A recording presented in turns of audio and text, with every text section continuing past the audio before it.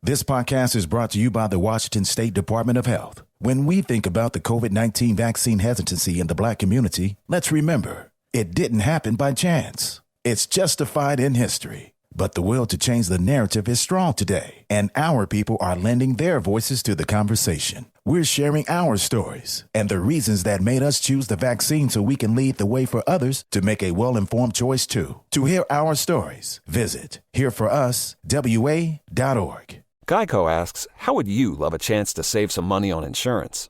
Of course you would. And when it comes to great rates on insurance, Geico can help. Like with insurance for your car, truck, motorcycle, boat, and RV. Even help with homeowners or renters coverage. Plus, add an easy-to-use mobile app, available 24-hour roadside assistance, and more, and Geico is an easy choice. Switch today and see all the ways you could save. It's easy. Simply go to geico.com or contact your local agent today.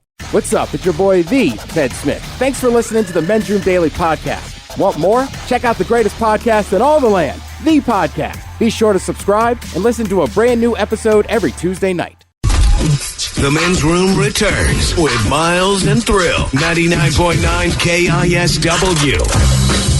According to Money Magazine, the 10 worst ways to make extra money. Here are a few. Filling out surveys or surfing the web. Basically, it's not that particularly difficult, they say. The catch is you earn pennies the most for any survey you complete or any site you visit. So you might work a few months and only make $20. If that's what you're doing. Yeah, that's not worth it, man. Investment schemes, trading in foreign currency, other investment schemes. It's rare to make a lot of money with these approaches. Also, medical testing is on the list. Agreeing to try out new drugs or other medical procedures for money. No. Sounds like an easy thing to do. It is. But while there are some people who make something approaching a full-time income, actually from being a test subject, it requires not informing one lab that you're working for another. That's because being a lab rat does not pay well. So you can't say, look, I'm also doing this study or this, which can potentially become very dangerous. Selling bodily fluids or organs, that goes without saying.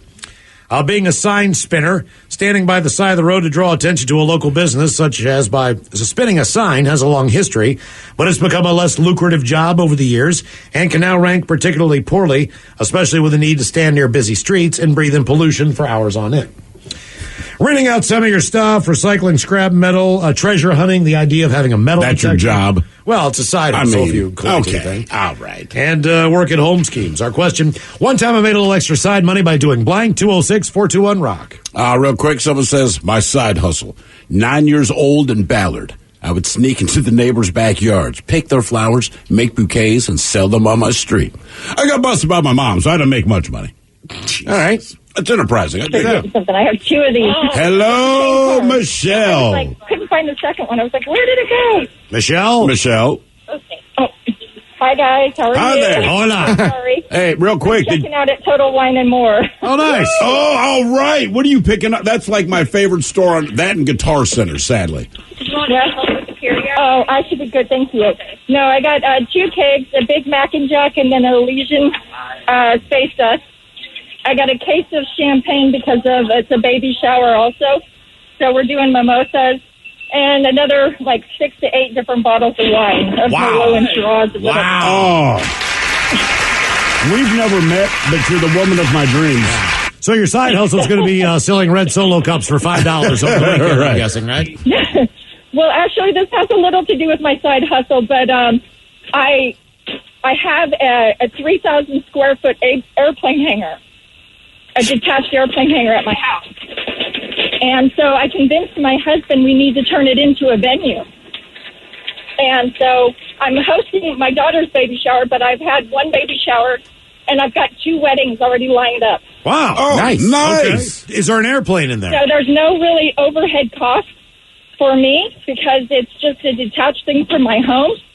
I just have to, clean it and open it up for the people and let them go, and I help them sometimes organize rentals from tables and chairs. And do they bring their own food? Do they bring their own booze, or is that what you're doing now? So I have offered to help people with the booze because I have ability to get it at the Air Force Base. Okay. And I get, no tax.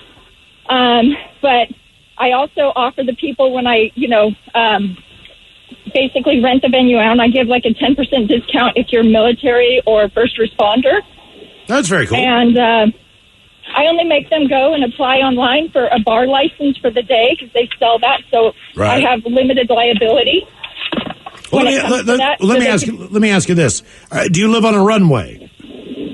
Yes. You do. My house is off of a runway. Yeah. I was going to say, like, why do you just have some random ass airplane hangar? Yeah, I understand having like a shed in the back, or you know what I mean, a place to put your riding lawnmower or something. But the idea of and because an airplane hangar means you have an airplane, generally speaking. And if you have an airplane that has a garage door, that means when the airplane pulls out, it's got to have some place to take off and land. You see. That's correct. My backyard is basically a nice big runway or a taxi strip that goes down to a nice flight line. It's a small airport used for like Cessnas and those kind of planes. Okay, all right. But it's a small neighborhood in Kent, Covington area. Do you have I said, Michelle, do you have an airplane? No, we don't. When we first moved in, the previous owners had made an agreement with somebody to rent out their hangar to somebody for an airplane, so we did that for like our first year or so. But my husband, he just always buys a bunch of toys. So we have a travel trailer in there. We usually have a boat in there. We have he has an old Mustang that we usually house in there. Well, that wasn't a bad that wasn't a bad side hustle to take a monthly nut on somebody else's airplane.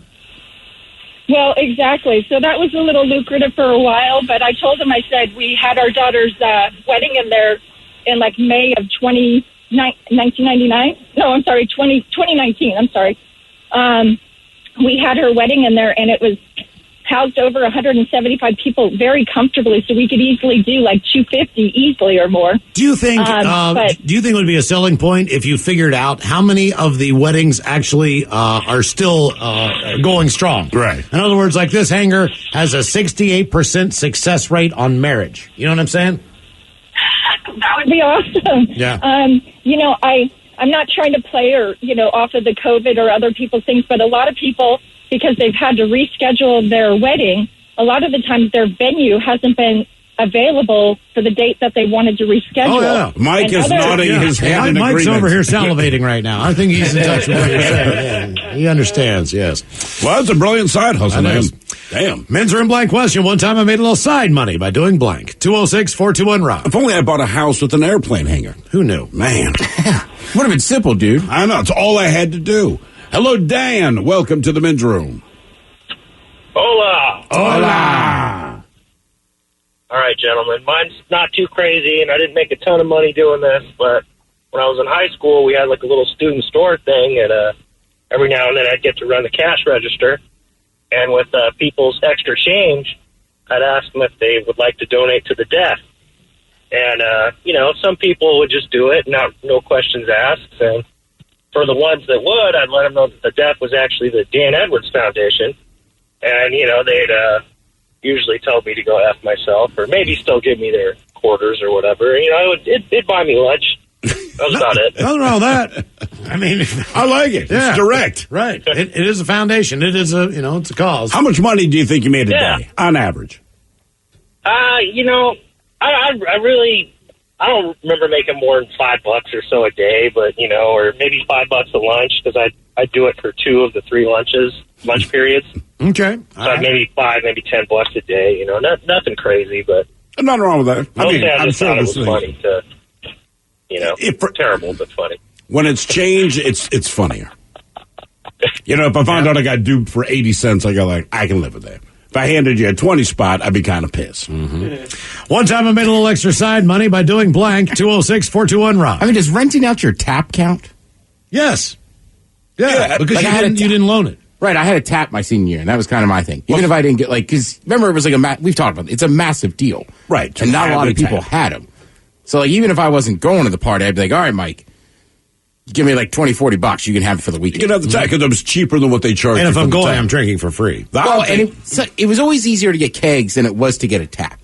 Yes, it was. And I don't know why that was, but that was definitely the case. Castle and I think we've had this because you had to have a card to put down a deposit. And at that age, we could pay for the keg in cash, but we could not put down the deposit also in cash. So technically, they only wanted the credit card to put down. And the tap was much more expensive. Because, I worked at a liquor store. Those things are a pain in the butt. Right. They are, man. We, Castle and I have had the same one for about 15 years. I believe he has it now, but that thing would just go back and forth. Yeah. Whoever got the keg, like, dude, just bring the tab. And you're right, that thing is gold.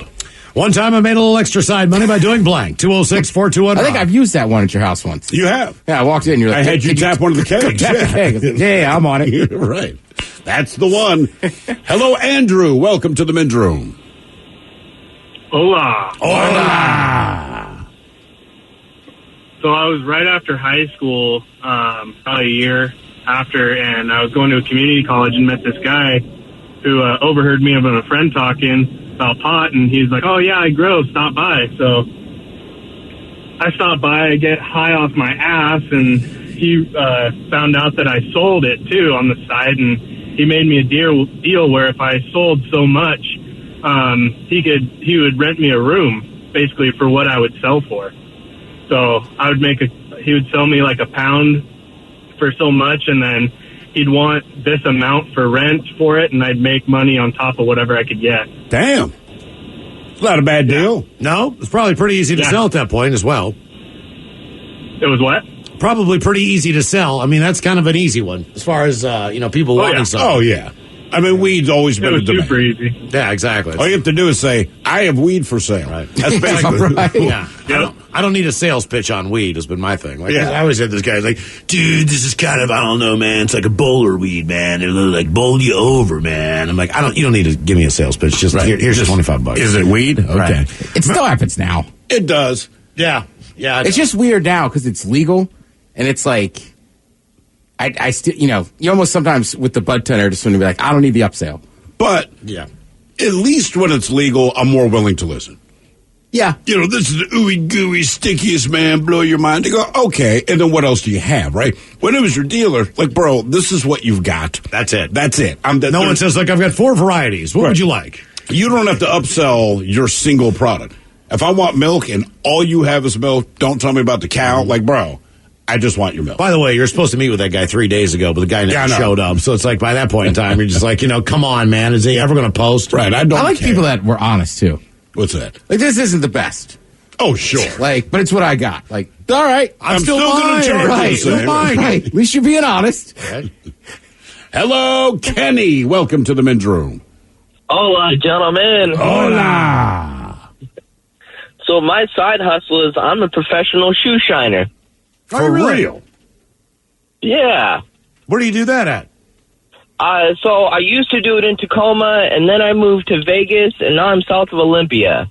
Do it at car dealerships and at the financial places like Schwab and okay, that makes Fannie sense. Mae, Freddie Mac, them guys.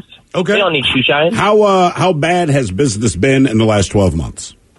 Oh, brother. So I just went out today for the first time in 3 months. Did you make and it money? Yeah, I made about $100. That's always the goal. $200 a day. How much does it?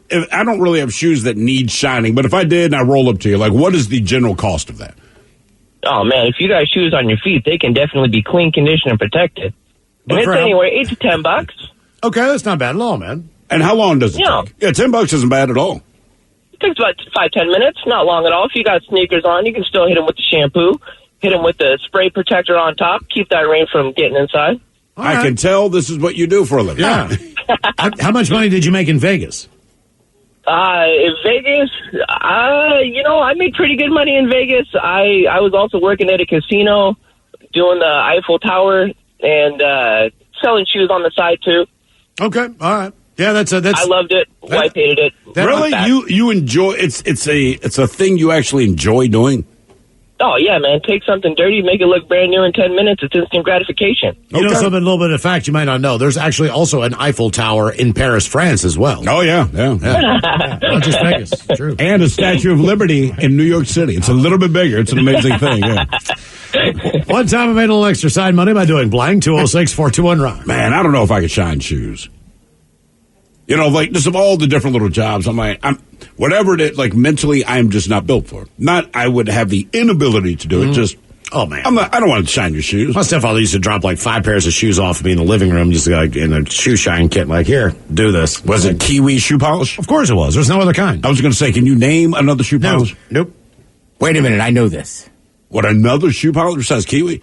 Because my dad Isn't there used a to famous polish. one? I thought Kiwi was it in the little black tin.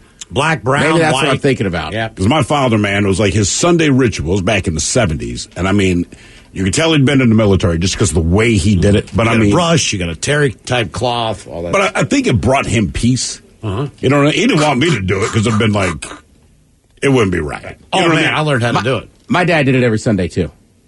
Like, Really? dress shoes got polished. But yeah, I told you, he was crazy. He used white polish on tennis shoes. It's the generation that polished. They Really? they polish your car They every did. weekend. Everything they did was Yes, they polished. polished their every Everything. weekend. Every had to single everything had to weekend. be shiny. It was freaky. Yeah, was you're a right. I weird guess thing. it's a weird time.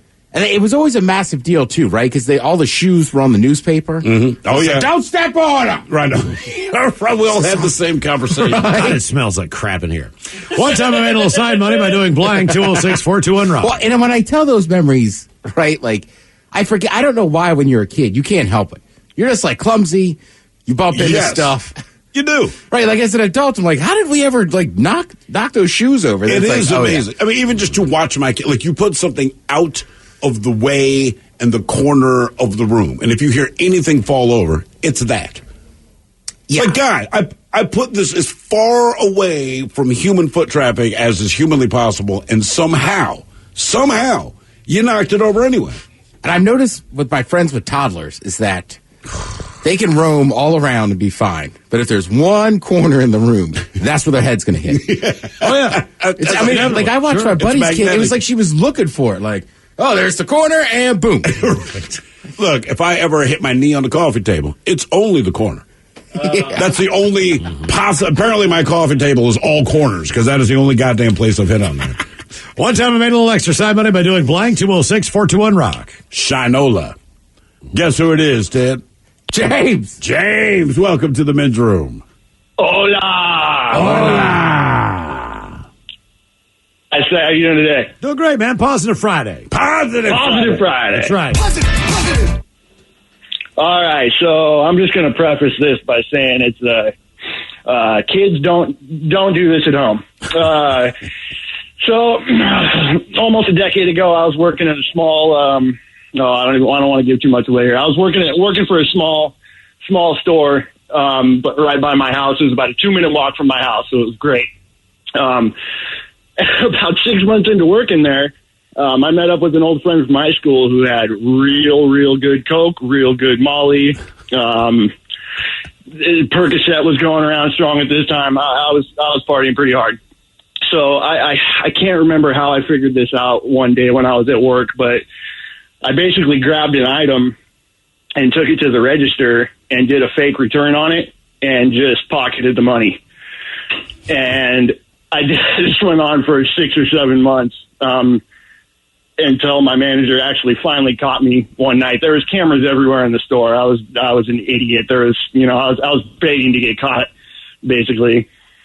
So, and this, man, by the time it was all done, it was somewhere between about $2,500 and $3,500. Damn. Wow. I like how you say, I don't know how I did it the first time. Like, you obviously chose to do it. Mm-hmm. Right. I don't even remember doing it the first time. It was just like, I was caught up in it, man. I was in a bad way.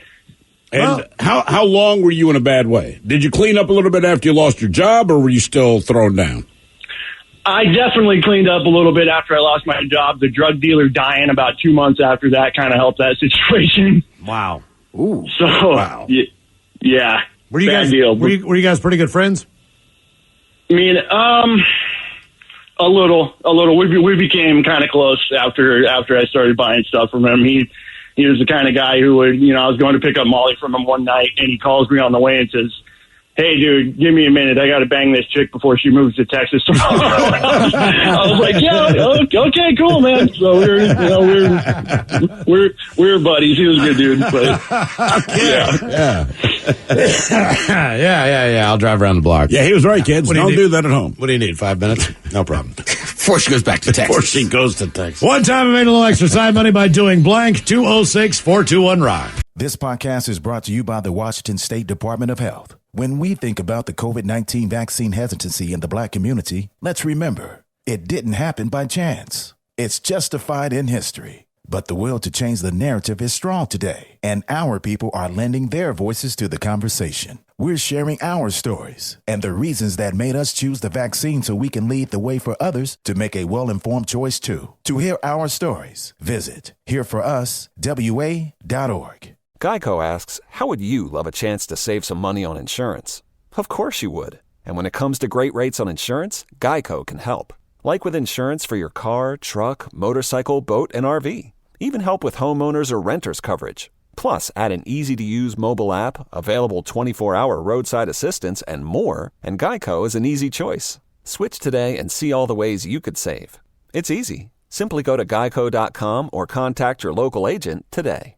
Take the next step toward the career you want, be it business, cybersecurity, healthcare, or more. UMGC can help you get there. No application fee when you apply by August 31st. Visit umgc.edu, certified to operate by Chev.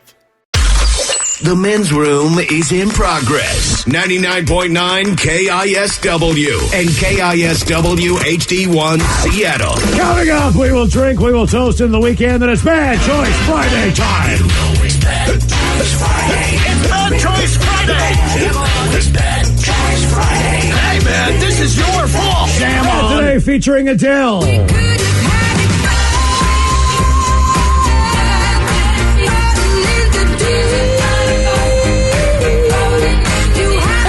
I like this one.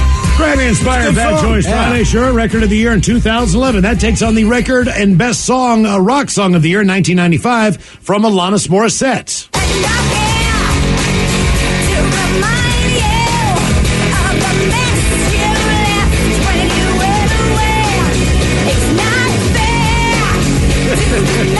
I don't know if people fathom how big this record was. It was massive. Huge. I mean, incredibly. And again, I like the song. There's just something about her voice where I feel like an 8-year-old kid is nagging me at the store. You're getting in trouble. Here's how you vote on Bad Choice Friday. Follow us on Twitter at Men's Room Live. The poll is up. We'll play one of those two after the shot of the day. Will it be Adele and Rolling in the Deep or Alanis Morissette? And you ought to know. Our question, it is a Men's Room blank one. One time I made a little side money by doing blank. 206-421-ROCK. Hello, Raymond. Welcome to the Men's Room. Boo, bitches! Boo!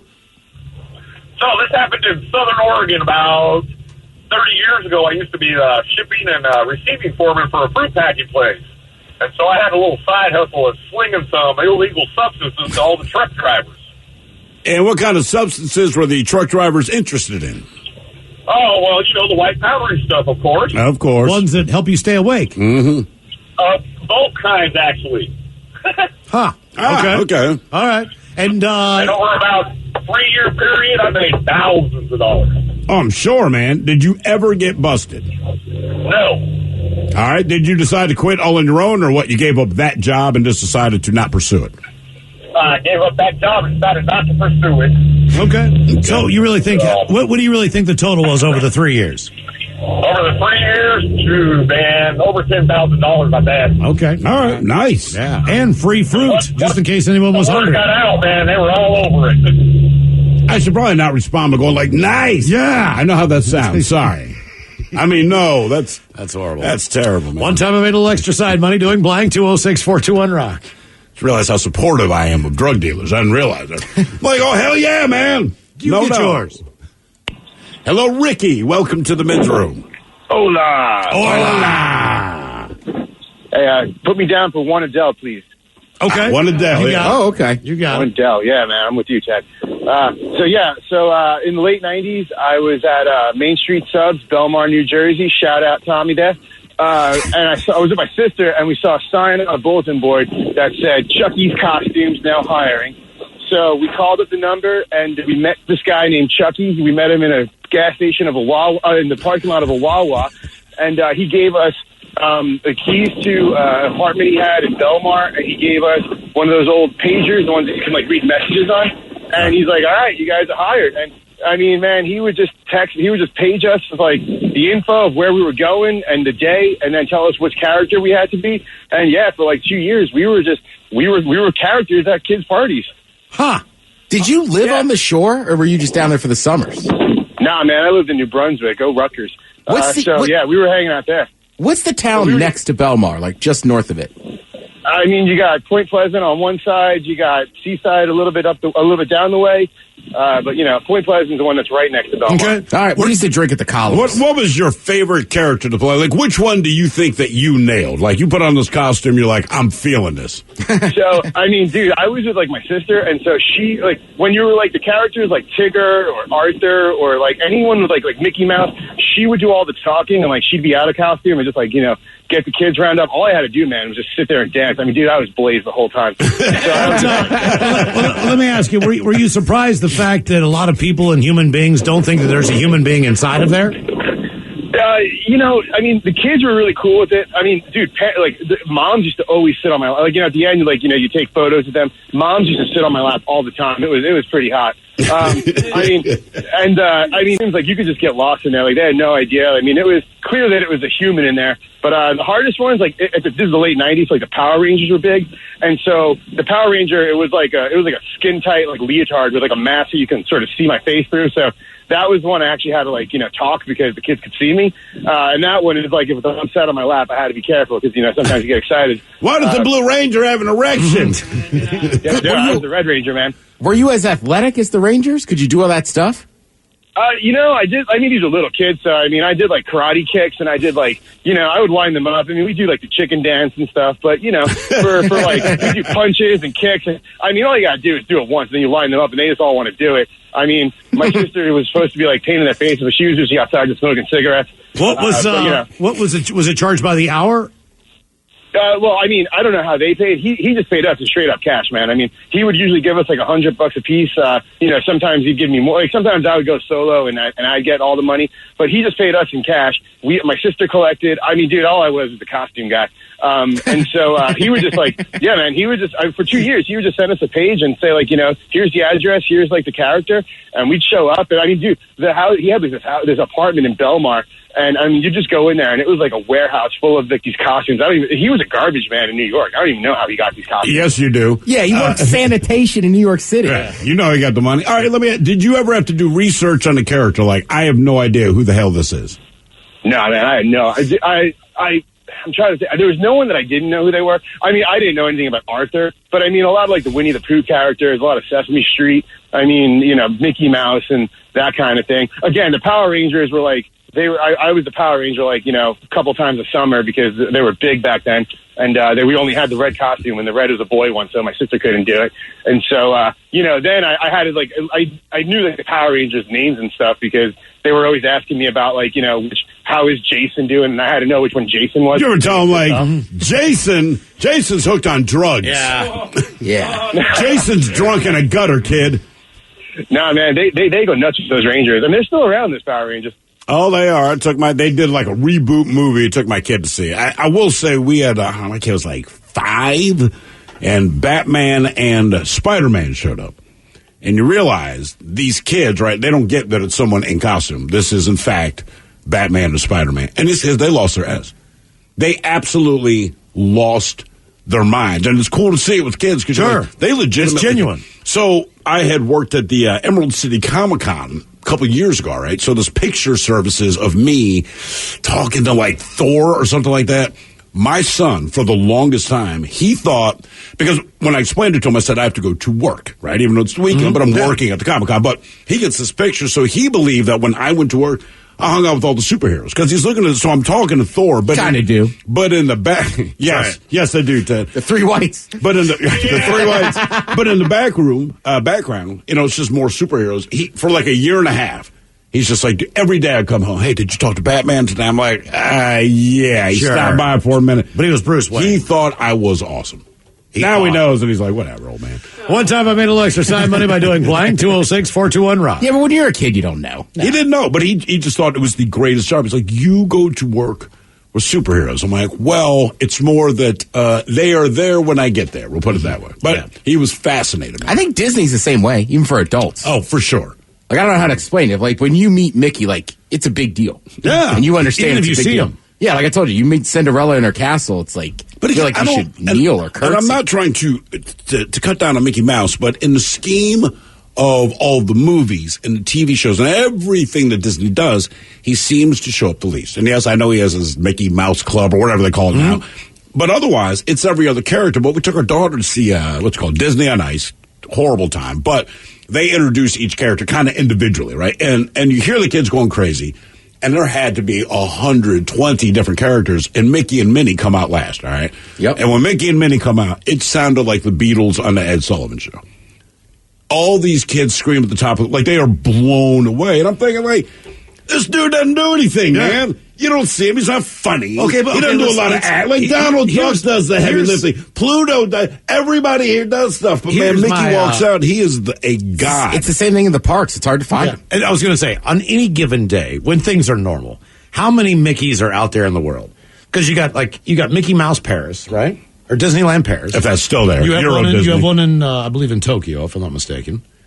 Then you've got a Disney Island. You've got Disney Cruises. You have Disney Productions that happen, as you say, from town to town. Sure. Those things are going on. Then, of course, you've got Disneyland, Disney World, all these things. Is there like 50 Mickeys out there? I'm going to say at any one given time on duty, and I'm just hazarding a guess based on nothing, so it's probably 35 to 40 on-duty Mickeys. Right? Okay. Like you said, between the cruises, the islands, the theme parks. Yeah, I want to say there are only, I don't know if they still use Ronald McDonald at all, but there were only 5 sanctioned Ronald McDonald's in the U.S. at any given time. Huh. I wonder if Ronald McDonald gets free food. Oh, I'm Ronald McDonald. I'm walking into McDonald's. I told you, one of my mom's old bosses, his sister was a Mickey. She would just call him and say, "Hey, I'm in town. Come to the parade tomorrow." But there was no pre-warning. And it was secret stuff. Dang, huh? We knew one of the only Ronald when she retired did he tell my mom she was a Mickey. We knew one of the Ronald McDonalds. And, but again, same thing. He couldn't tell you at the time, but he told us that he had formerly been a Ronald McDonald. That's how I found out. There were only 5 that are officially sanctioned by McDonald. That way they can cover the country, right? And they'll fly to different places. If you knew this guy, you say, at McDonald's, this is not the guy to hire. And listen, I'll put it like this. You had the buddy that dressed as Goofy. He was Goofy. Yep. And he would also fly on cocaine and drive around the streets of D.C. naked, covered in oil. Mm-hmm. That's Goofy. I will not say the crimes that Ronald McDonald committed because they're real bad, but I'm like, yeah, you shouldn't be a Ronald McDonald. One time I made a little extra side money by doing blank 206-421-ROCK. Hello, Danny. Welcome to the men's room. Happy Chinooka. Happy Chinooka. Hola. So it's nothing major money making, but that previous caller, I was a cleanup kid for automotive shop. I would take the cars back from the diagnostic shop and take it over to the main shop. And being 16, I was broke, so I'd always check the change drawer, the cigarette tray, you know. And on hot summer days, you're wearing coveralls, you're super hot, so I'd take me out a couple quarters and go next door to the gas station and get me a Snickers ice cream bar. Yeah, that probably, even if you went under the seats and got all the change out of there that people don't even realize they have, you probably would have scored pretty well. Oh, yeah, you could definitely tell which cars they would notice and which cars wouldn't notice, judging by how messy they were on the inside. But the other half of it was they would send me to go get lunch for all the guys in the shop. Well, I went down to the McDonald's not too far away, and of course they forgot some fries or a Big Mac or whatever. So I call them up and thinking that it's going to be a big ordeal. I got to bring the receipt back. They're like, yeah, just come back through the line, tell us what we missed, and we'll get it for you. Well, that sent off a light bulb. So every time I was broke, which was often, I just call up the local McDonald's or Jack in the Box, whichever one I felt like, and I was like, hey, I ordered a big order, and you guys left this, that, and the other out. And they're like, oh, come on back. And I would have lunch for the day. Damn. All right. Yeah. I'll tell you, as far as finding change in cars, I used to, 2 cars that I had were older model cars, and I was poor. So, like anybody else, I had a couple buddies. We go to the junkyard, and we would pull parts off of those cars. Sure. So, whatever I needed, the guy might have 4 or 5 in my year, so I would go there. But you'll be surprised how many people leave all their possessions in the car. It's almost like they got into a car crash, the car got towed, and they never even bothered to go back and look at to get the stuff out of the trunk. There was always change in the ashtray. What's the weirdest thing? It was that's a good point. I don't know that I would go to when my car got totaled, I'd probably just leave it unless there was something specific in there. Yeah, I can't think of anything in my vehicle where it would matter to me that much. But it was crazy. You could find all kinds of stuff in cars. So they got to the point where we would just look around at the other cars around us. Just see what's in there, man. Pop the trunk on stuff, see what they got in there. Then you go up to the front, basically just pay for the parts that you got. You got all the rest of the stuff in your car. Yeah. You know what I mean? For sure. Ted? This is going to disturb you. We almost had Disney in Seattle. A few decades back, the Seattle Center was not getting managed very well. We still had the amusement park ride and all that, but Disney offered to manage the property for the city. They went back and forth negotiating, but it eventually fell through. That sucks. I miss those rides down there, too. Oh, Fun Force? Yes. Yeah, man. Yeah. One time I made a little extra side money doing blank 206-421-ROCK. Hello, Sylvia. Welcome to the men's room. Hi. Hola. Hola. So last summer, I let a man lick my toes for $400 at the parking lot of Red Lobster. Okay. That sounds like a love story. You got paid $400, and I'm assuming this was a stranger, or was it someone you knew? It was a complete stranger. Okay, how does this work? I walk up to you and say, "Can I suck your toes?" No, so what happened was I was on like an app where you sell your feet, and this man was like, "I'll pay you $400 in person to lick your feet," and he paid for my Red Lobster dinner and everything. Really? So you got a date, and then he takes you outside after? Does he lick your feet before you eat or after? It was sadly after. Oh, so it was dessert. Okay, now you put yourself up on this website where people who have foot fetishes. What is that the only way you can make money off of this, or do they request pictures, or what's the deal? Oh yeah, no, they request pictures like of your feet though, and just things that you're willing to do. Well, sure. With your feet. So how long did you think about this offer before you said, you know what, hell yeah, Red Lobster and some toe sucking, I'm in? It took me about a week to actually be like, yeah, let me just do it. It's a quick $400 I could make. Well, how long does the process of licking your feet How long take? does he suck on your toes? Yeah. It was only for like 30 minutes. 30 minutes? Okay, what did you get at Red Lobster? Good God. I got their trio, their shrimp trio. All right. Yeah, did you get some Cheddar Bay biscuits? Yeah. Yeah. Of course you did. This sounds like a great night. I paid $400. You licked on my feet. I got free Red Lobster. Was it your car or his car? It was his car. And so how long did you think it was going to take, or did you agree to a time like, hey, you get 30 minutes to suck on my toes and I'm out of here? No, we never agreed to a time. It was just we're done eating. Okay. Let's go to his car, and then what did he look like? feet. Like when you saw his mouth, are you like, oh no, or you're like, all right? Yeah, I kind of was like regretting my decision, but I was like, let's just do it. All right, so you weren't attracted to him anyways? No, I was not attracted to him anyway. How thoroughly did you wash your feet later that night? Oh, I washed them a lot. Okay. A couple times. Is that the most money you've ever made off someone eating your feet? Yes, and then I let him do it one more time, and then that was it. Or another $400? Yes. And where did you go to dinner that time? We to the same place, Red Lobster. Back to Red Lobster. Back to the Red Lobster. All right. Did you get the shrimp trio again? I did. You got the same thing and vary it up? Well, you're consistent. Okay. Yes. How is that the only guy that has sucked your toes for cash, I'm saying? Yes. Okay. And how much money do you make normally off of your toe jobs? No, it was just for the summer, and I was just only selling pictures for a long time. It was like $200 a photo. Guys would have me like step in chocolate or like whipped cream, or just send them photos of just my feet in the bathtub. When did you know that you should put your feet? Obviously, you got some feet. Do you have great feet or something? Yeah, I mean, and who tells you, like, you have awesome feet? I would suck those toes. You can make money.